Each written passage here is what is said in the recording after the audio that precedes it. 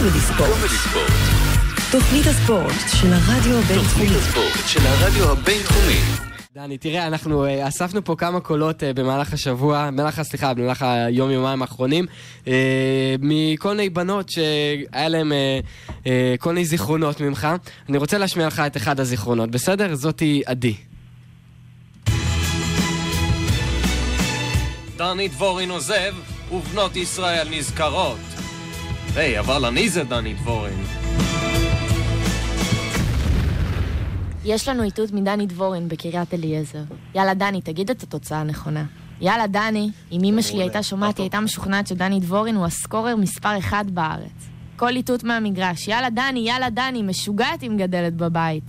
דני, אנחנו אולי לא מכירים אישית, אבל אני רוצה להודות לך על שבתות מלאות אהבה לשידור ולדרך המיוחדת שבה העברת את הרגעים הכי מרתקים שלי מול הרדיו. בלעדיך הילדות שלי הייתה שונה בהרבה, והרבה פחות מרגשת. למה הלכת? למה? תענה לה, דני, תענה לה.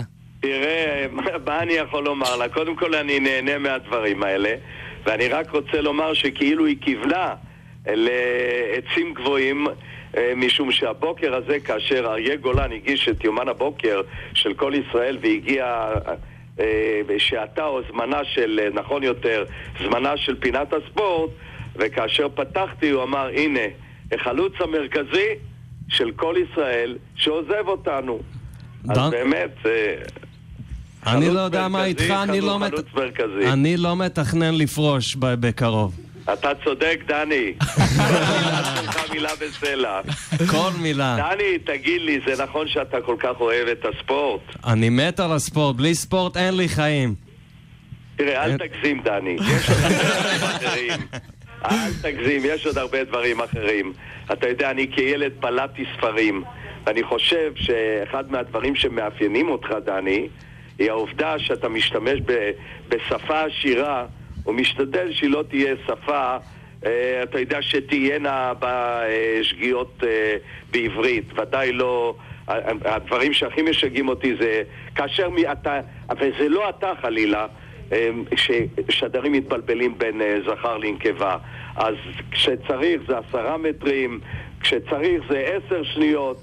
ואתה יודע מה, דני, אתה בעניין הזה היית אות, דוגמה ומופת לכל השדרים. אני מסכים עם כל מילה, אבל בוא נסכם שאנחנו לא פורשים. אנחנו לא פורשים, דני. דני, אני הולך איתך לכל מקום. לכל מקום. אם ה-BBC רוצים אותך, אני איתך. גם עם הסקאי.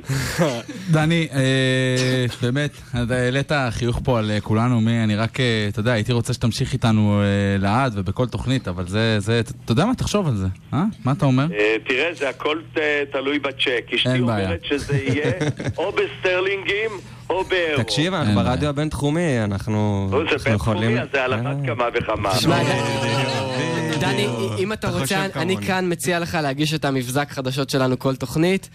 עליי, אם תרצה, אנחנו הכבוד הוא שלי. נדבר. הכבוד הוא שלי, אני מעריך שחבר'ה צעירים רואים בי דמות שרוצים לראיין אותה, לשמוע את דעותיה, ועשיתי זאת בכיף הכי גדול. ושאותה בחורה שדיברה איתי, שתגיד לאמא שלה שאני באמת הייתי סקורר גדול. טוב, דני דבורין, האיש והאגדה, תודה רבה לך על עשורים שלמים של הנאה. להתראות. טוב חברים, האיש והאגדה דני דבורין מסיים איתנו כאן את התוכנית,